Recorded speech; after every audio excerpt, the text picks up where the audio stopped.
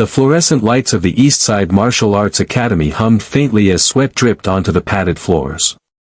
It was late evening, but the dojo was still alive with the sounds of fists striking pads, the barked instructions of coaches, and the occasional roar of sparring partners pushing each other to the edge. In the far corner, Marcus, the Machine Lawson, a decorated black belt and local martial arts star, laughed with a small crowd of students circling him like planets around a sun. Marcus was 6 feet 2 inches, muscles stacked on muscles, his black belt faded at the edges from years of tying it around his waist. He was good, too good for this small neighborhood gym. But he liked it here. Here, he was king. On the other side of the mat, Imani Brooks laced her gloves. She was quiet. Slim but strong. Dreadlocks tied back. Her eyes focused not on Marcus's booming voice but on the rhythm of her breathing. She wasn't here to prove anything to anyone. She was here because fighting had saved her once, and maybe, deep down, she hoped it would save her again. She hadn't always trained here. In fact, it had been years since she'd stepped into a dojo this serious. Life had a way of dragging you out of the fight, bills, jobs, people telling you it wasn't ladylike to punch things, to get bruises. But Imani was tired of listening to people. Tonight, though, Marcus noticed her for the first time. And that would change everything. It started with a joke. A stupid, easy joke that floated across the mat when Marcus saw her practicing alone. "Hey! Who let the yoga class in here?" he called, smirking. The younger students laughed. Imani ignored him, throwing a precise front kick into the heavy bag. The thud echoed, but the laughter swallowed it. Marcus stepped closer, arms folded. "I'm talking to you, sister. You know this ain't no Zumba session, right? You ever even sparred before?" Imani's hand stilled on the bag. She turned slowly. Her eyes locked onto Marcus's, calm as still water. "I've sparred," she said, voice low but clear. "Oh. You sparred?" Marcus mocked, his tone dripping sarcasm. "Who, your boyfriend? You want a real test? Come on, lace up with me." The circle tightened. Phones came out. This was the content everyone loved, the local champ picking apart some random hopeful. Imani looked at the circle, then at Marcus. She thought of her rent due next week, her double shift at the diner tomorrow, the bruises life left on her spirit that no one could see. And she nodded. "All right," she said. "Let's spar." The coach, an old man named Sensei Howard, walked over, worry etched into the lines of his weathered face. "Marcus, take it easy," he murmured. Marcus winked at him. "Relax, Sensei. Just a friendly lesson." Imani slipped her gloves back on. She stepped onto the mat, barefoot, feeling the cold surface under her toes. Her heartbeat was steady. She didn't bounce on her feet like Marcus did. She didn't showboat. She didn't have to. Marcus bowed lazily. Imani bowed back, deeper, out of respect, to him, to the art, to herself. A hush fell over the gym. The first few seconds were all Marcus. He danced in, flicking out lazy jabs, clearly showing off. He threw a light hook that brushed her shoulder. "Come on. Hit me," he laughed. Imani didn't flinch. She watched.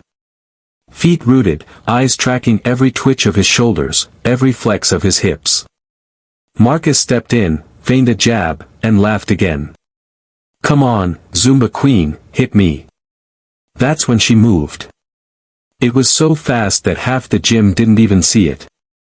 She slipped inside his guard, pivoted on her back foot, and drove her elbow up, crack, grazing his chin. Not enough to break him. Just enough to snap his head back and shut him up. A stunned silence swallowed the gym. Marcus stumbled, blinking like he'd been doused with ice water. Imani stepped back, hands up, breathing steady. Her eyes didn't gloat. She didn't smirk. She just waited. Marcus's smile faltered. Something primal flickered behind his eyes. No one had touched him like that in this gym, not ever. "Oh, you want to play for real, huh?" he growled. Now, it was no longer a joke. What the crowd didn't know was that Imani had once been the rising star of the underground Muay Thai circuit. Before life hit her harder than any opponent ever could. Before her mother got sick. Before she dropped out of college to pay for treatment. Before she put her gloves in a box and buried them in a closet for 5 years. She wasn't rusty. She was reborn. Marcus lunged this time, a real punch, hard and fast. Imani ducked, sidestepped, and tapped his ribs with a short, sharp knee. He swung again. She slipped under, popped up, jabbed his temple with a quick right hook. Gasps rippled through the circle. The phones were still up, but no one was laughing anymore. Marcus's face flushed crimson. He charged. Imani pivoted, hooked his ankle, and sent him sprawling onto the mat with a simple sweep. The gym erupted. But Imani didn't hear the cheers or the shocked whistles. She just stood there, gloves up, waiting for Marcus to get back up. Sensei Howard stepped between them, one hand on Marcus's chest, the other gesturing for Imani to lower her guard. "That's enough," he barked. But the lesson had already been written in bruises and silence. Marcus sat up, wiping sweat and humiliation from his brow. He looked at Imani, and for the first time that night, maybe for the first time in a long time, he saw her. Not a joke. Not a warm-up. Not a woman who didn't belong here. But a fighter. When she stepped off the mat, the young students who had laughed now watched her with wide eyes. One girl, maybe 15, slipped through the circle and caught Imani by the arm. "That was amazing," she whispered. Imani smiled for the first time that night. She squeezed the girl's glove and nodded. But this was just the beginning. Because the video would go viral. And the whispers would turn into headlines. And people would want to know, who was the woman who silenced the black belt? Imani didn't want fame. She wanted something else, to fight for herself again, on her terms. To build a place where women didn't get laughed at for stepping onto a mat. A place where power didn't come from mocking the weak but lifting them up. And to do that, she'd have to face more than Marcus. She'd have to fight old demons, old debts, and a world that still didn't believe a woman like her could knock out anyone or anything in her way. When Imani stepped out of the dojo that night, the warm street air wrapped around her like a silent witness to what had just happened inside. The parking lot lights flickered overhead. She could still feel the faint thrum in her knuckles, though she hadn't really hit Marcus hard, just enough to wake him up. Just enough to remind herself what she was capable of. She didn't linger. She never did. She climbed into her old Honda Civic, its cracked leather seats a testament to years of struggle, and sat for a moment with the engine off, staring at her reflection in the rearview mirror. She could still hear Marcus's voice, mocking, dismissive. But under that echo was another memory, her mother's voice, soft and unbreakable. "Never let them tell you where you don't belong, Imani." She hadn't thought about that in a while. By the time she turned the key, a few of the younger students were already outside, huddled in groups, their voices low but electric. Phones out, thumbs tapping furiously. It wouldn't take long for the video to hit every corner of the internet that fed on moments like this, an underdog flipping the script. Imani didn't care about going viral. She just needed to get home. The apartment. Her building was old. 3 floors of crumbling brick and humming radiators. Her unit was on the top floor, the one with the best window view. If you called a view of the back alley and dumpsters, best. She dropped her gym bag by the door, kicked off her shoes, and crossed the small living room to her mom's old armchair. She sank into it, the familiar springs creaking under her weight. The only light came from the kitchen, a lone bulb that flickered when the fridge kicked on. She should have eaten. She hadn't since lunch. But her body wasn't hungry. Not for food, anyway. She pulled her phone from her bag and checked her messages. Nothing new, just a reminder from the diner that she was covering the breakfast shift tomorrow, a text from her landlord asking about rent. But above that, her notifications were blowing up. A link. The video. It was everywhere. Who is this woman? Marcus got rocked by a girl. Respect. She's a beast. Imani tossed the phone onto the couch. She'd seen this happen before, people cheering when it was fresh, loud, and exciting. But tomorrow they'd move on. She couldn't afford to get drunk on it. She still had dishes to wash, rent to pay, bills that didn't care how many people liked her roundhouse kick. She pushed herself up, wandered into the tiny kitchen, and turned on the faucet. The pipes rattled, spitting water that was always too warm. As she scrubbed a cracked mug, she replayed that moment on the mat in her head. The slip. The pivot. The elbow. It had felt like coming home. The viral storm. By sunrise, Imani was halfway through her shift at Gracie's diner, pouring coffee for bleary-eyed regulars and wiping sticky counters. The place smelled like bacon grease and burnt toast, comforting in its own grimy way. "Hey, you see this?" her co-worker, LaShonda, asked, shoving her phone under Imani's nose. On the screen, a news clip from a local station. Marcus, in his gym gear, looking more sheepish than she'd ever seen him. The headline crawled across the bottom, "Local black belt knocked down a peg, by who?" Imani shrugged, sliding a fresh cup of coffee to a trucker at the counter. "Looks like him," she said flatly. LaShonda's eyes went wide. "Girl, don't you play. You know you broke the internet, right? My cousin in Atlanta texted me this clip at 5 a.m. People want to know who you are." "I'm a waitress," Imani said, deadpan. But she couldn't deny the faint grin that tugged at her lips when LaShonda squealed and grabbed her shoulders. When her shift ended, she stepped out into the late afternoon sun and found a man leaning against her car. He was older, dressed in a tailored gray suit that looked wildly out of place in this part of town. He straightened when he saw her approach. "Miss Brooks?" he asked, his voice smooth but cautious. Imani frowned, keys tight in her fist. "Depends who's asking." He extended a card. Embossed letters, "Kenji Tanaka, talent manager." "Kenji Tanaka," he said. "I'm a fight promoter. Underground circuit mostly, but I work with a few pro leagues too." "You're the talk of the town right now." Imani stared at the card, then at him. "Not interested." She stepped around him, unlocked her door, but Kenji kept talking. "Listen, I get it. You don't want to be a spectacle. But this could change everything for you. There's real money, real respect, real doors that open when people see you step in that ring for real." She paused, halfway in her car. "Respect?" she repeated, almost laughing. "You think that comes from beating up punks for an audience?" Kenji's face softened.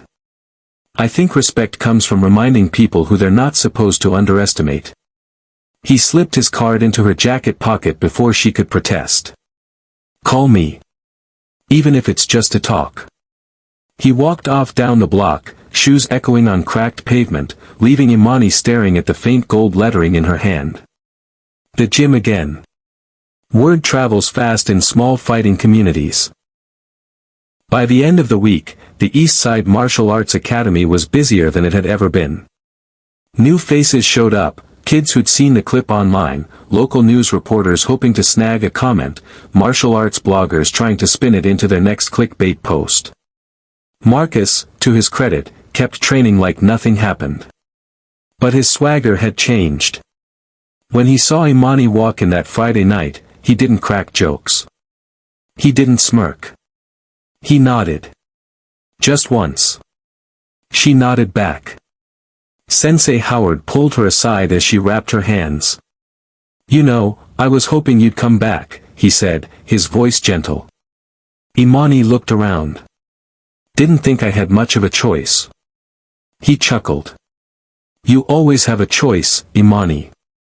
But I'm glad you made this one. He patted her shoulder. You staying for open spar? She hesitated.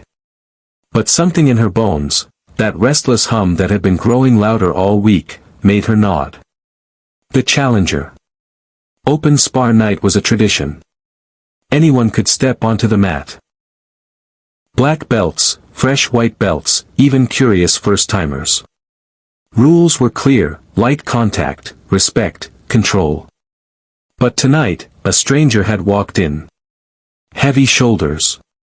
Neck tattoos. He wore no belt, but his cauliflower ears and scarred knuckles told his story. He pointed at Imani from across the mat. You her? The viral chick? Imani raised an eyebrow. Depends. Fight me, he said. His voice was a low growl. Or you just a fluke? The room went quiet. Sensei Howard stepped forward. We don't do callouts like that here, he said firmly. But Imani lifted a hand. It's okay. She stepped onto the mat. This wasn't Marcus, with his lazy showboating. This man came at her like a thunderstorm, wild hooks, sharp elbows, a spinning back kick that would have cracked a rib if she hadn't slipped under it. She danced around him, feeling the rhythm, the old familiar thrill of pushing her body to its edge. She wasn't here to show off, but she wasn't here to fold either. He lunged. She countered with a deep kick to his midsection that folded him over. He roared back with a haymaker. She ducked, pivoted, and drove her shin into his thigh. He stumbled, cursing, but didn't drop. He came again. This time she saw the reckless rage in his eyes, no respect, no discipline. Just brute force. Imani met him head-on. Slipped his punch, clinched his neck, and swept his feet from under him. The mat thundered as he hit the floor. She pinned him, forearm pressing lightly against his throat, just enough to remind him she could choke him out if she wanted. His eyes darted up at her, wild. Then, slowly, his body went slack. He tapped twice on the mat. She released him and stood. Around her, the gym was silent again, that same hush that had fallen when Marcus tasted her elbow. But this time, it wasn't shock. It was something deeper. Respect. Sensei Howard stepped in, offered the man a hand. He took it, grumbling, avoiding Imani's eyes. Someone clapped. Then another. Soon the whole room was applauding, not for the knockdown, but for the way she handled it. She bowed to the mat. Bowed to Sensei Howard. And when she turned to leave, Marcus stepped forward. Train with me, he said quietly. Seriously. You've got something I lost a long time ago. Maybe you can help me find it again. Imani smiled, just a flicker of a grin that said she knew exactly who she was now. But outside these padded walls, more eyes were watching. More doors were about to swing open. And Imani would have to decide how far she was willing to step through. Imani's apartment felt smaller than ever that night. The buzz from the gym still echoed in her ears as she sat cross-legged on her worn couch, a half-finished bowl of instant noodles balanced on her knee.